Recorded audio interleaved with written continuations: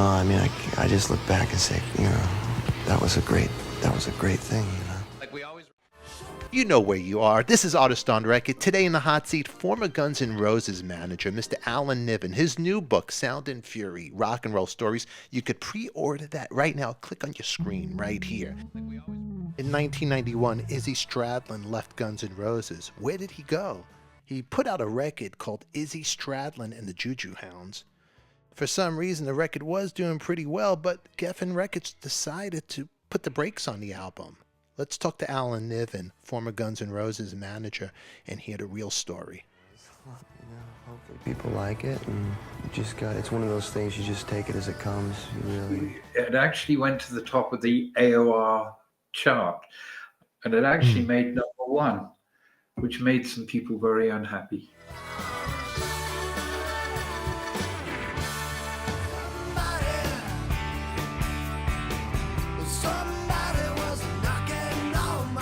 Somebody knocking, we did not get the promotion on that had been promised. And in point of fact, one of the things I did to mitigate the circumstance was that I got Geffen to underwrite the trip around the world. We went to Japan, we went to Australia, we went to Japan. And Geffen underwrote that to make up for the fact that they weren't pushing the album domestically anymore. Izzy has a new band and a new album. Izzy Stradlin and the Juju Hounds. Somebody was knocking on my door. Izzy Stradlin and the Juju Hounds. You didn't think he was going to take up mustard farming, did you? Available now at Disc Jockey. So the question is, why did they stop pushing it? Well, according to Tom Zutaut, it was because of a bunch of phone calls from Goldstein and Rose saying that they were unhappy about the fact that Geffen was doing a good job on the record and they wanted them to stop. They didn't want Izzy to have success. And Izzy and I had a lunch with Eddie Rosenblatt and David Berman, where we directly put it to them. We said, what happens if we put the record out and you know who starts complaining about it? And they both, to our faces, assured us that they would not bend, that they would support the record, and that they could not be intimidated. Well, of course, how stupid and naive I was. One more mistake in my negative column. I should have thought it through more and said, you know what? I'm going to take Izzy to another label because I could do that. They did not have him in the contract as a key member. So we could go somewhere else. But it's one of those business decisions where you go, you know what? You guys have done a fucking amazing job on Appetite, Geffen Records. Let's start with the fact that you actually spent all that money on the debut record in the first place. No other label would have done that. So for me to sit there and go, you know what, guys, I don't believe you. I'm going to try and find Izzy a better home, was something that I felt was inappropriate because I had their assurances. And that's why I had Izzy there with me at the lunch, to both of us, to our faces, that they would support the record no matter what. And unfortunately, that's not how it played out.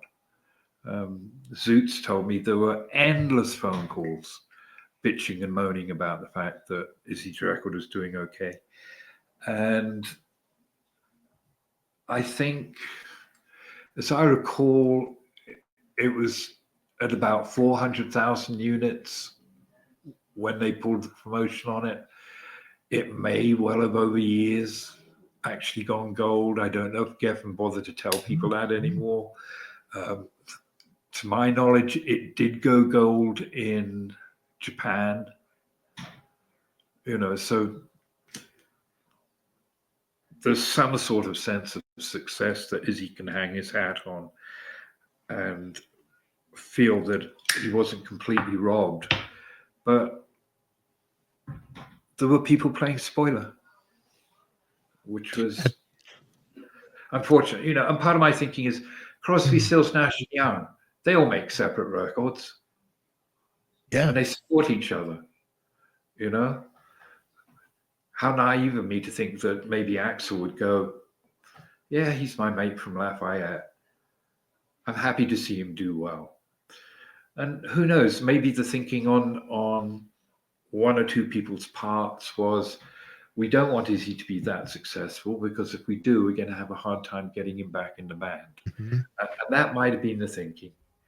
Part of their master plan was, well, if Izzy does bad, he'll want to come back and play with us, band that's established. Yeah, and not because in a I think van. they were beginning to realize that it was utterly stupid to lose him out of the band. I mean, if I'd been in their position, I might have sat there and said, well, I hope it doesn't do that well.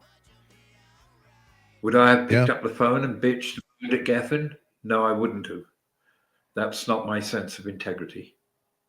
So when the Juju Hounds came out, you were managing Izzy, but you weren't with GNR at that point, correct? Yeah, no, I'd been fired. And Okay. Izzy asked me, we were either in London or New York.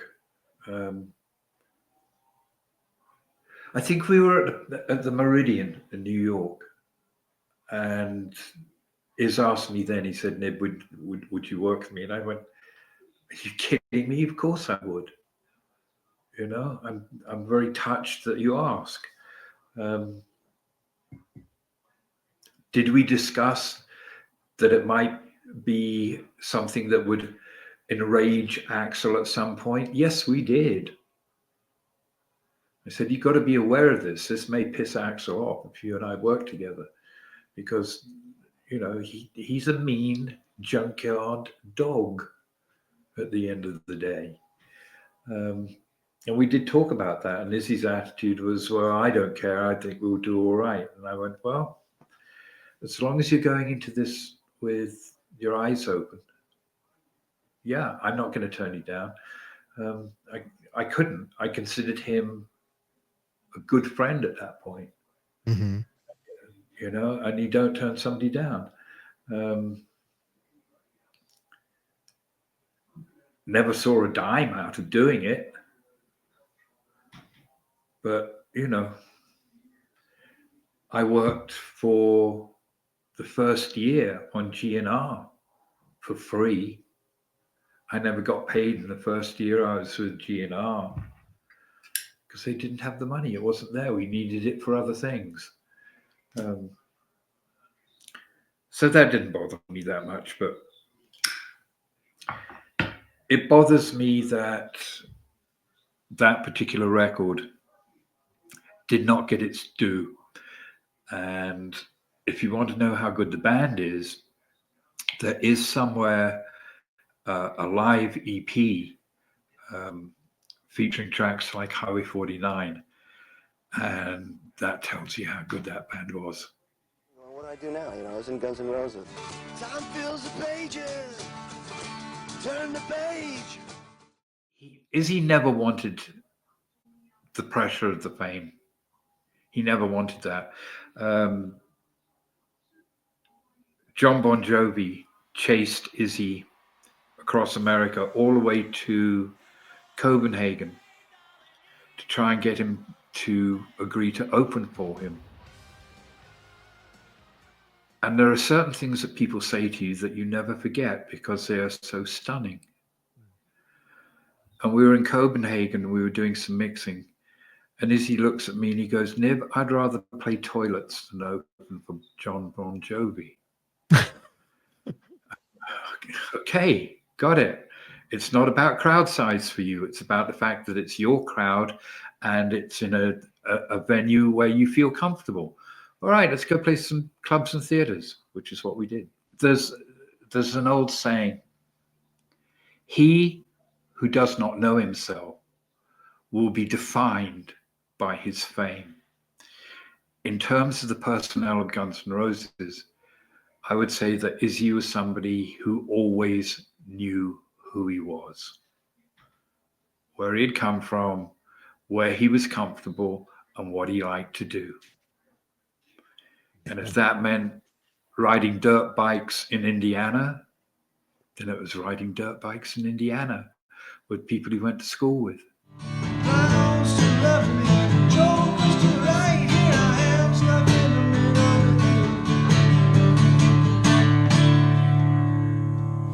Mr. Alan Niven. If you want to catch this episode unedited, you can watch it in our members only club. In the meantime, post your comments down below. We always love to hear from you. And you can pre-order Alan's book, Sound and Fury, right now, down below, or click right above your screen. Until then, who loves you, baby? We do. Thanks for watching. We'll catch you all later.